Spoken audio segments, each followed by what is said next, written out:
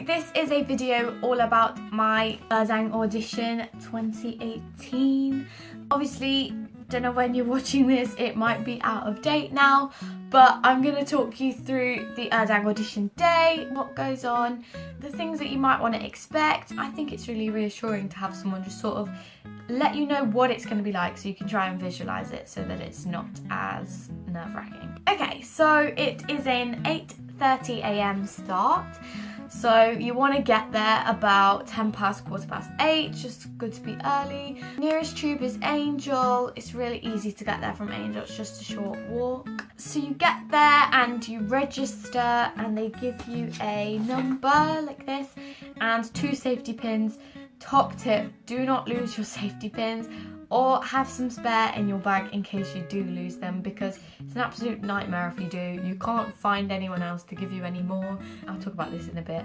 But I lost mine in the rush between ballet and jazz and you have no time to do absolutely anything. So to lose my safety pins at that moment was not great. But they give you a number and you have to wear that all day. It is mixed degree and diploma students. So you'll have 15, 16, 17, 18, 19, 20, 21-year-olds there.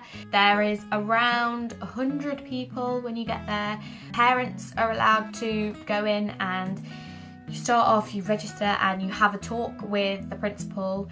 She just tells you a bit about the school, a bit about, just says don't be nervous, And the one thing there I remember them saying is, you're auditioning us as much as we're auditioning you. Parents were split off and allowed to go on a tour, I think. And then after that they had to leave. So all the students are split into 4 groups. So there's around 100 of you and then you split into groups of like 25. That determines the order that you do the different workshop things in.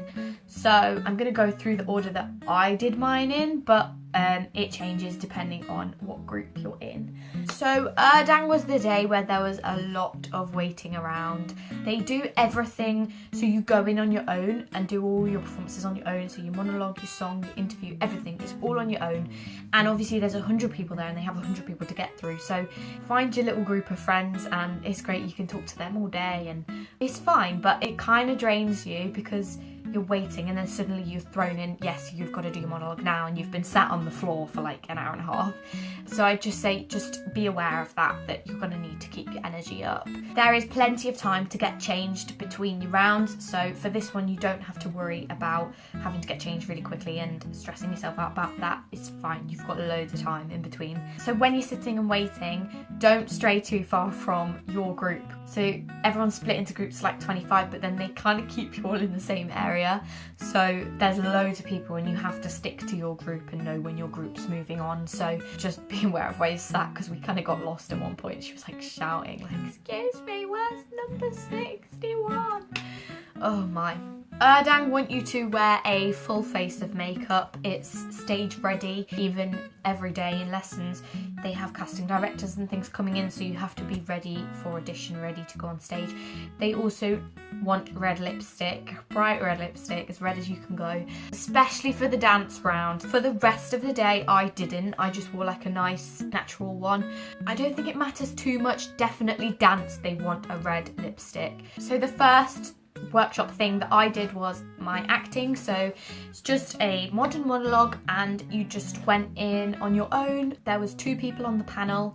They just asked you what monologue you were doing, so you just present your piece, where it's from, what it is, what character it is, and they're really friendly, it's fine. You just do your monologue and then nothing else. They just said, thanks, that's great, and I left. Then my next one was my interview. So you go in one by one and they ask you some specific questions. These are the questions they asked me. I don't know if they're going to be the same next year or whatever, but it might be helpful for me to just let you know what they asked me. So they said, what have you been doing in the last year? Are you an actor, singer or dancer? If you had to choose, which one are you? And what do you specialise in within that area? So if you're a dancer, do you specialise in ballet, tap? If you're a singer, are you a classical singer? Are you more rock pop? Are you more legit style musical theatre? Why Urdang? That was a question they asked. What do you see yourself doing after drama school? Why degree? So I was going for the degree, so they asked me, why do you want to go for the degree and not the diploma? Don't be afraid to talk about funding. They said, where else are you auditioning? reel off the list. And they said, have you been offered a place anywhere else? And they will ask you, if you have been offered a place anywhere else, where does Urdang stand in terms of that? Interview was fine, they're really nice, just be chatty, just be friendly, just be you. Then I had my singing audition, so that's the same, you go in on your own. There's a pianist and then 2 people on the panel. They were really nice, really friendly, and they just said, we want to hear your best song. So I think they ask you to prepare a modern and a legit, but they just asked to hear my best one. So you can pick whichever one you want. And they heard all of it, they heard the whole song. Did he ask me anything? He asked me how long I'd been singing for. But that's it. Then we went on to the dance call. Yes, the Urdang dance call is kind of crazy, but it's fine. So make sure your water bottle is full before you go into the dance call, because you will need all the water you can get. And also, if you've got a bit of spare time, which you will do, there's a lot of waiting around, just stretch out a bit before you go into the dance call, you know, do some star jumps and then do some stretches, just because they don't do that. And you go straight into the ballet class, which is around 45 minutes long. There's around 25 of you in there, so your group that you've been with all day, you stay with them. They want you to wear a black leotard, ballet tights, no ladders in your ballet tights, oh, they're big on that, pink ballet shoes, hair in a slick bun, and red lipstick, and your number, you have to safety pin your number onto your thing. It's a normal ballet class, there's bar work, corner work, and all the bar stuff you do in like your whole group, everyone's there. And then there's this one exercise that they do at the end, which is hold a développé for 8 counts.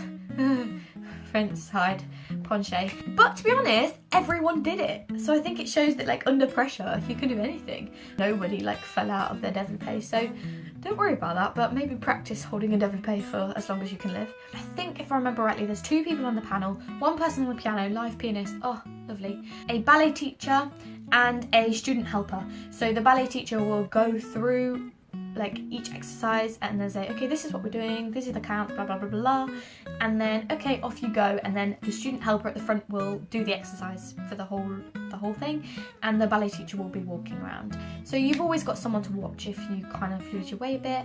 Don't fret if you lose your way, it's fine, just keep going. Then for the corner work, they split you into 2s or 3s, just regular ballet corner work. Then after your ballet class, it is the quickest change of your life. There is like a screen at the back of the room with mirrors on the side that you're getting changed on, and your stuff's all there, and you have literally, it was like not even like a minute to get changed. It was crazy. So I'd suggest have all of your jazz stuff on like the top of your bag so that you can literally whip it out and get dressed. A coloured leotard ideally, and black footless tights over your leotard. Shoes, they don't care, jazz shoes, foot thongs, bare feet, they're not bothered. And you have to take your hair down into a pony, they don't really like bun. Keep your red lipstick. But yeah, it's a manic quick change, and this is what I mean, I lost my safety pins in the manic quick change, and I was like, ah! For the whole of jazz I just had like 1 safety pin, and it was like this every time I jumped anywhere. Yeah, so that was a nightmare. So do not lose your safety pins, make sure you put them somewhere safe when you're just throwing everything in the mad dash to get changed. And have a drink of water because you're gonna need it. Yeah, so the jazz class is like an hour long, and we just did a kick exercise, like kicks, leaps, box, typical jazz exercise in 2s, and then we went straight into the routine. The routine for my year was a commercial dance with like jazz technique moves in it. Your typical kicks, your attitude leap turn, like your double pirouette. You're in number order when you're learning it, and they do swap the lines. It's a lot harder to see when you're at the back, so just really concentrate.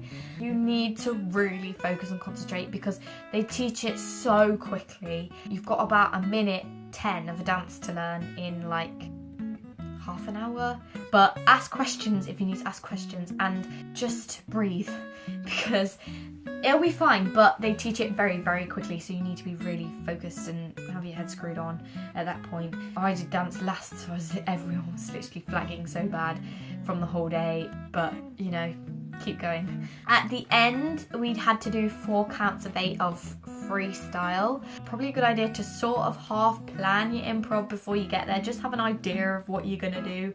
If you're really good at improv, then obviously you'll be fine, you just get on with it. But also stick to your strengths. Don't try and do backflips if you can't. There's a lot of obviously really amazing dancers there doing all the tricks and stuff, and that's fab. If you can do that, definitely do it, because it shows off what you can do. If you can't, stick to the simple and maybe go with the lyrics of the song and make some actions to the lyrics of the song. That's what I did. You perform the routine in groups of 4, so you do it twice and you do it straight after the other, and then they swap the lines and then you do it again. So just breathe, oh my gosh, because it's really fast, it really takes it out of you. It's quite a long routine. It is all about face and personality at the end of the day. If you get all the moves wrong, they know you've had no time to learn this dance and no time to practice it. And if you do it wrong, they're not really bothered. Just keep going. Don't just stop. Just make it up, honestly.